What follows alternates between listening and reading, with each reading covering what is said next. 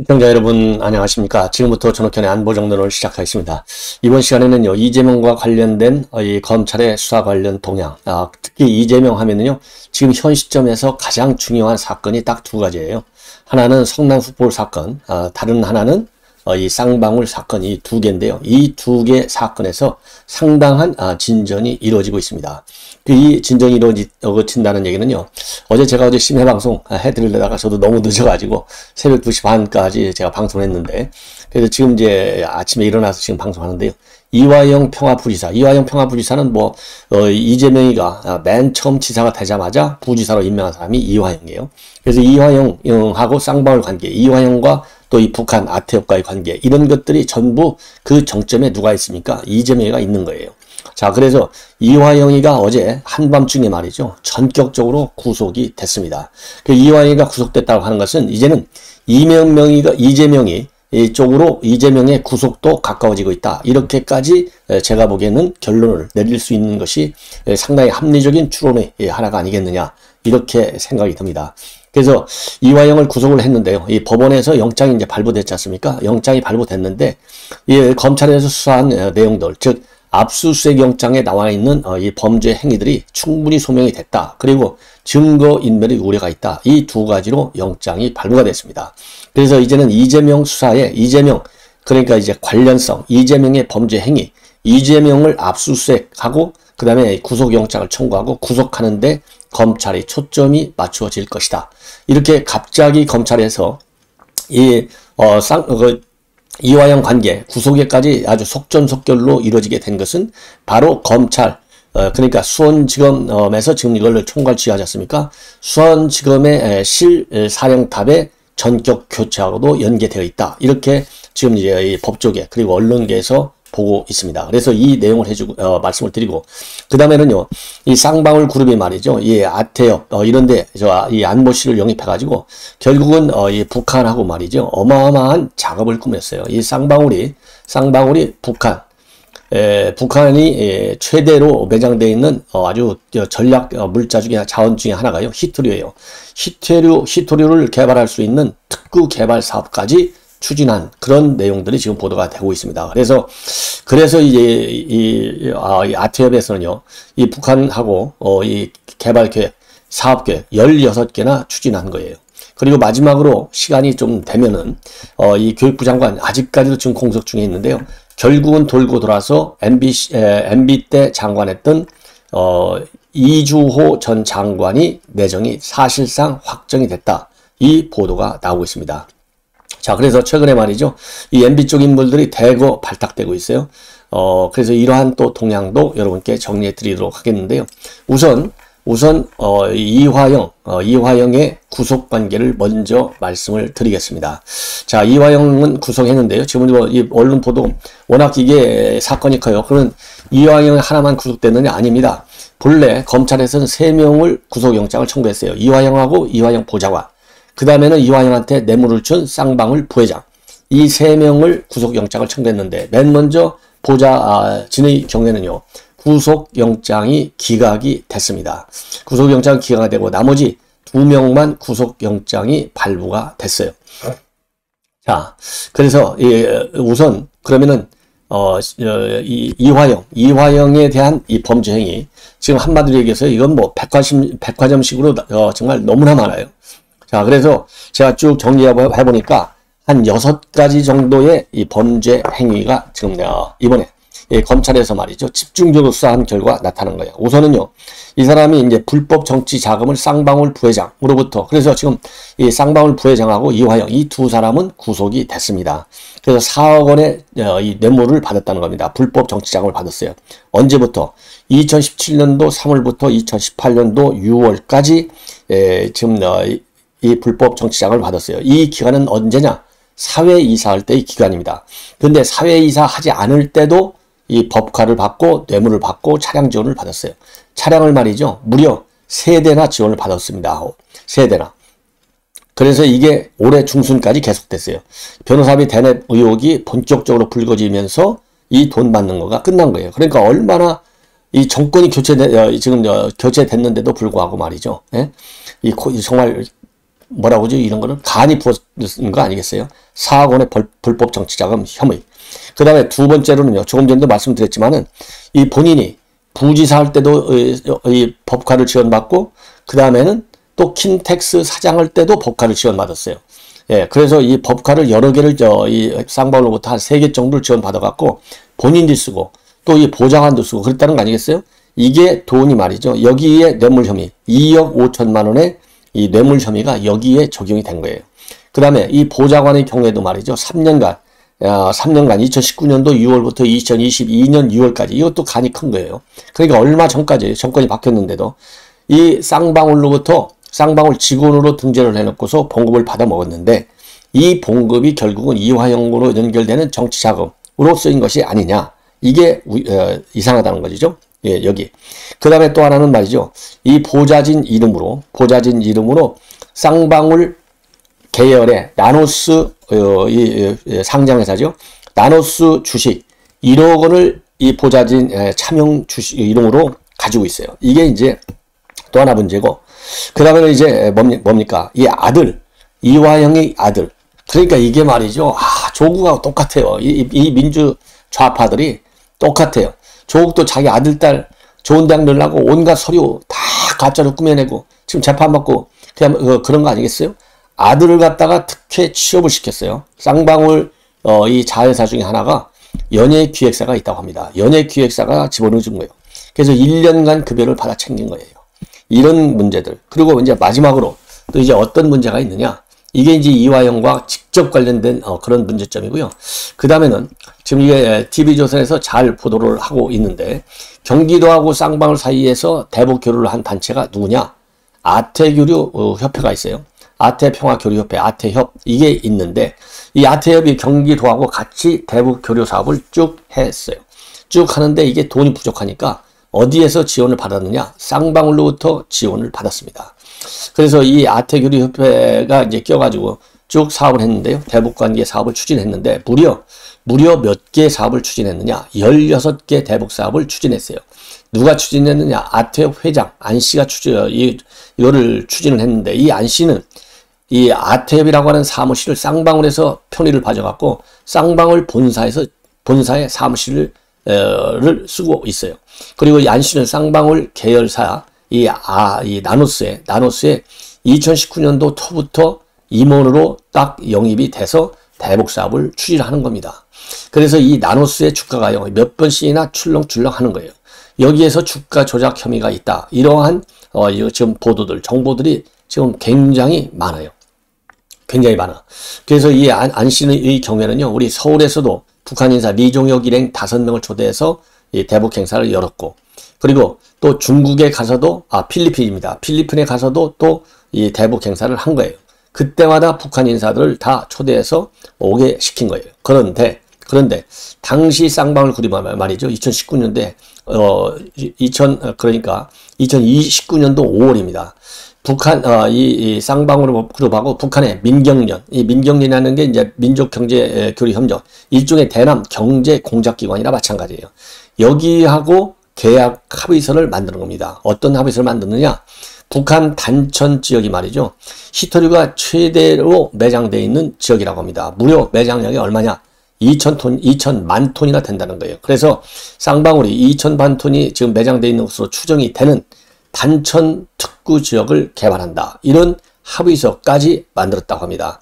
이 합의서를 작성할 때 김성태, 지금 도망간 김성태하고요, 이화영이 구속된 둘이서 이 행사에 참석을 했어요. 그런데 이게 이제 사실상 왜 중단이 됐느냐? 이 남북관계가 뜻대로 안 됐잖아요. 왜냐하면 이게 2019년도 5월이니까 2019년도 2월에 미국과 북한 간에 하노이 정상회담이 이제 실패로 끝남에 따라서 이제 더 이상 경색 관계로 가잖아요. 대화 관계가 끝나잖아요.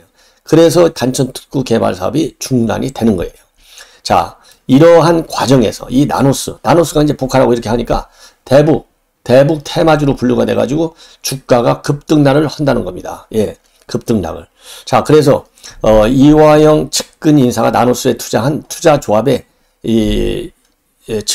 투자조합에요, 이름이 올라가 있다는 거예요. 그래서 이 이화영의 측근 인사 바로 누구냐? 아까 얘기한 보좌진을 얘기하는 거예요. 그래서 이 보좌진이 어떻게 해서 주식을 취득하게 됐는지 이게 추가적인 수사가 불가피한 상황이다. 이렇게 되어 있습니다.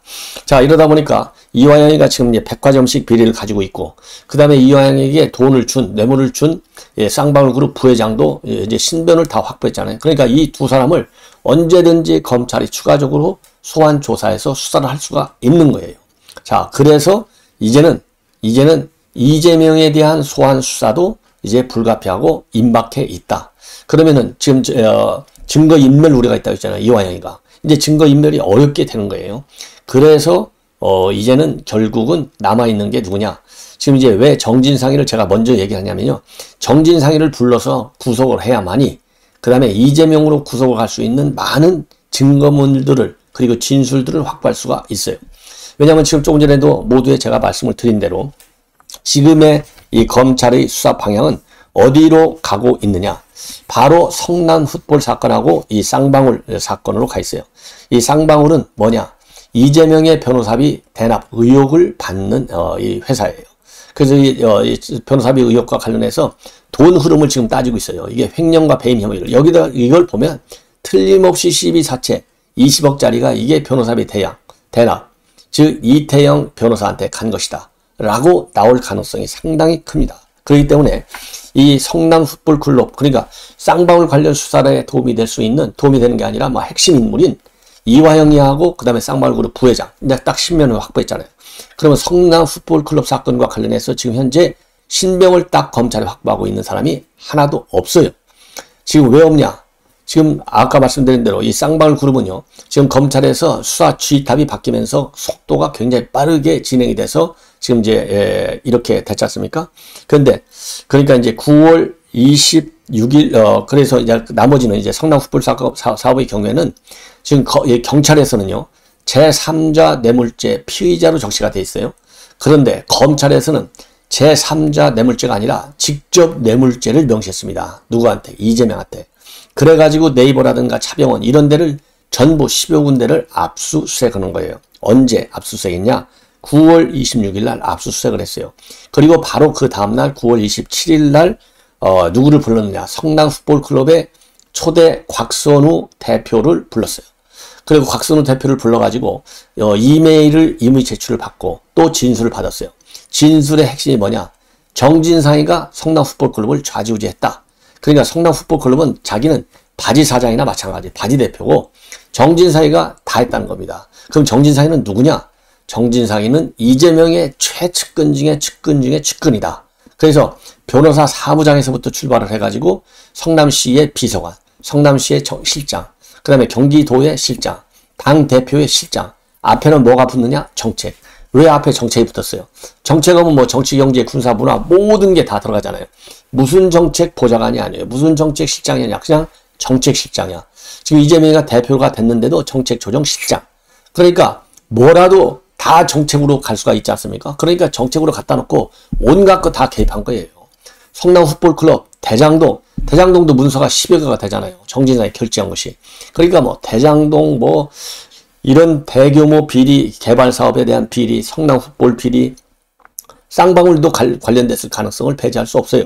그래서 지금 이제 검찰에서는 성남 풋볼 사건 경찰의 조사, 송치 이런 자료를 가지고 압수수색을 하는데 경찰보다 훨씬 더 세게 본질적으로 지금 이 본질에 접근하고 있다.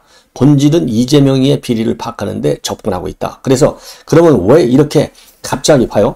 지금 이제 쌍방울과 관련해서만 보더라도 26일 날 10여 군데에 대한 추가 압수수색. 그러니까 경찰에서는 두산건설에 대해서만 집중적으로 압수수색 수사했지 않습니까? 그런데 이제 9월 27일 날 추가적으로 10여 군데에 대한 압수수색은요. 두산건설 이외에 다른 6곳 플러스 알파 여기를 전부 압수수색하는 거예요. 얼마나 광범위하고 폭넓고 깊게 압수수색했습니까? 여기에 이재명이를 갖다가 피의자로 적시한 거예요.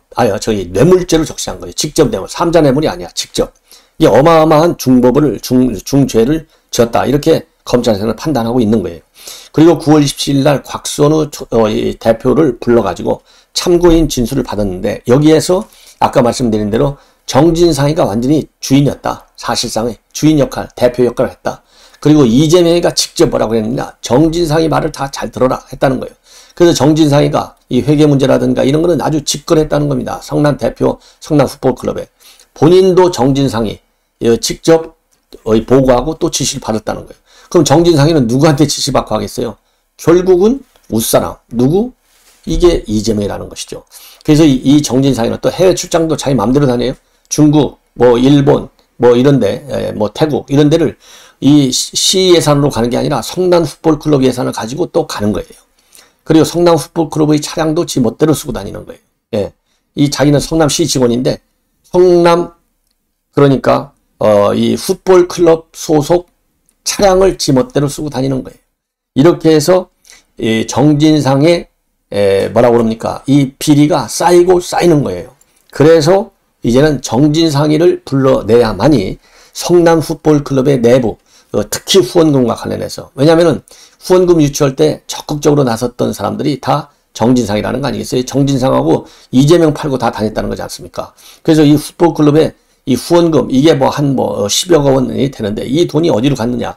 이걸 따지려면은 결국은 정진상의 입을 열어야 된다 이겁니다. 예. 그래서 정진상의 소환 조사도 이제는 임박한 단계가 아니겠느냐. 이런 판단이 드는 것이고 그 다음에 이제 부를 수 있는 사람은 보세요. 성남 풋볼클럽의 대표가 최고잖아요. 근데 대표 위에 실세, 무대 뒤에 숨어있는 실세는 누구예요? 정진상. 정진상 가요. 그 다음에는 누구로 가겠습니다. 정진상 뒤에는 누가 있어요? 바로 이재명이가 있다. 그래서 이 곽선우 조사, 그 다음에 정진상 조사, 그 다음에는 이재명 조사. 이게 성남 풋볼클럽의 조사로 가는 거예요. 그리고 이제 쌍방울은 아까 말씀드린 대로 쌍방울은 이화영과 쌍방울 그룹의 부회장 이제 딱 구속이 되어 있지 않습니까? 이 사람들 뒤에는 누가 있느냐? 이재명이가 있는 거예요. 이렇게 추론할 수밖에 없어. 그래서 이 모든 쌍방울 그룹은 김성태가 두르기만 하면 이재명은 뭐 우리가 흔히 그러잖아요. 골로 간다고. 골로 가는 거예요. 쉽게 얘기해서. 그래서 이 쌍방울과 그 다음에 성남 풋볼클럽 사건 이것만 갖고서도 대장동과 그 다음에 의뢰 여기까지 안 가더라도 이재명에 대한 구속 수사는 이루어질 가능성이 상당히 크지 않느냐 이렇게 판단이 되는 그런 대목입니다. 그러면은 이 김용록 그 전 2차장이요 감사원으로 가면서 그 자리를 누가 꿰찼느냐? 바로 김영일 평택지청장이 그 자리를 갔어요. 자, 그러면은 이 김영일 평택지청장은 누구냐? 이게 이제 궁금하잖아요.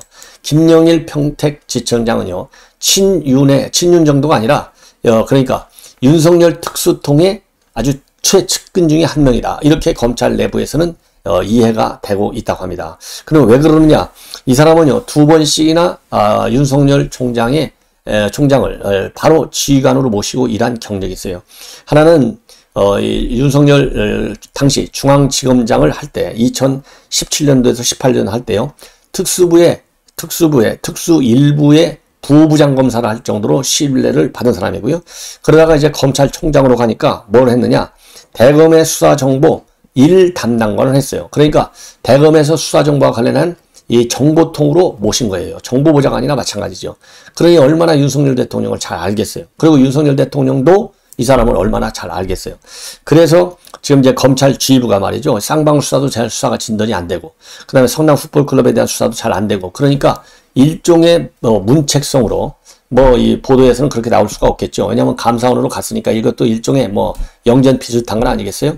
자, 감사원으로 갔는데 이 감사원으로 보낸 이유 중에 하나가 이재명과 관련된 이 풋볼클럽 사건, 그 다음에 쌍방울 그룹 사건에 대한 수사가 진도가 안 나갔다는 겁니다. 그래서 이 사람을 23일 날 딱 교체를 하니까 26일 날 압수수색, 27일 날 구속영장 청구, 27일 날 한밤중에 구속. 이런 대대적 성과를 지금 올리게 된 거예요.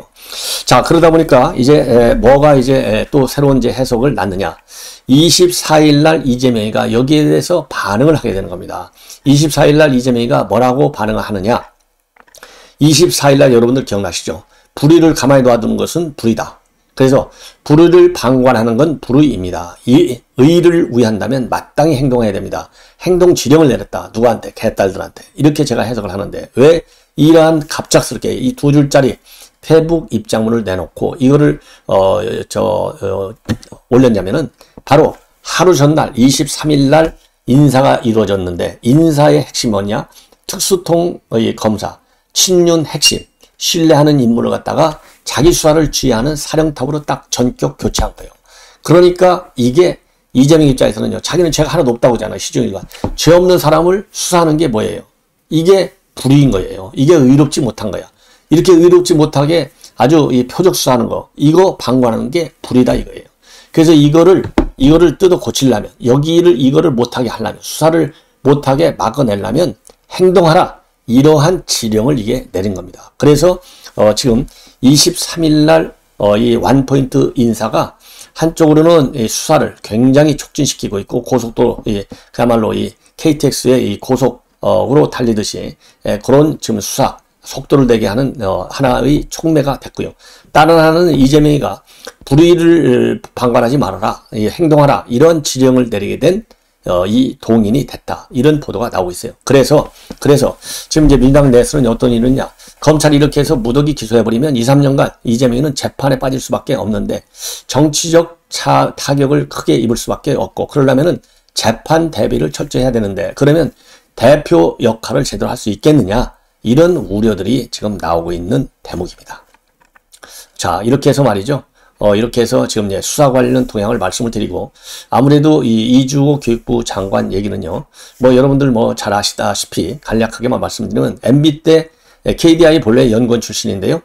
이 MB 때 교육부 차관을 거쳐서 교육부 장관한 교육 전문가 중에 하나고 이번에 지방선거 때요. 서울시 교육감으로 나왔다가 중간에 하차를 했고 그러다가요. 누굽니까? 경기도 교육감 임태희 교육감이 이제 당선이 되니까 인수위원회 위원장을 했고 현재는 아시아 교육협회 이사장으로 활동하고 아시아 교육협회 이사장으로 활동하면서 최근에 말이죠. K정책 플랫폼에서 교육부 폐지를 주장한 바 있습니다. 이 교육부 폐지 주장하고 대학의 자율성을 굉장히 강조하고 있는데 이러한 이 입장은 결국은 윤석열 정부의 교육정책과 방향을 같이 한다. 이런 평가를 받아왔어요. 그래서 그리고 이 자사고 폐지 문제, 이 문재인 정부 이거는 굉장히 반대하는 겁니다. 그래서 교육부 장관이 만약에 이 사람대로 이주호 장관이 임명이 되면은 결국 자사고 폐지는 이제 백지화 될 것이다. 이러한 전망이 나오고 있습니다. 그래서 결국은 다시 이 교육부 장관도 MB 출신 인물이 발탁이 됐다. 최근만 하더라도요. 이관섭 국정기획수석, 그 다음에 김은혜 홍보수석 이런 사람들이 전부 다 MB 계열 인물들이지 않습니까? 그래서 MB 계열 인물들이 전변에 포진하고 있는 상황으로 윤석열 정부의 초대 내각과 대통령실을 상당히 꿰차고 지금 입상하는데 성공했다. 이렇게 정리를 할 수 있는 것 같습니다. 시청자 여러분 이것으로 본 방송은 모두 마치겠습니다. 계속해서 알람을 설정해서 제 방송 많이 시청해 주시고 그리고 또 구독 주변 분들에게 많이 권유해 주셔서 성원을 많이 해주시면 제가 좋은 방송으로 더욱더 알차게 여러분들을 모시도록 하겠습니다. 시청자 여러분 대단히 고맙습니다.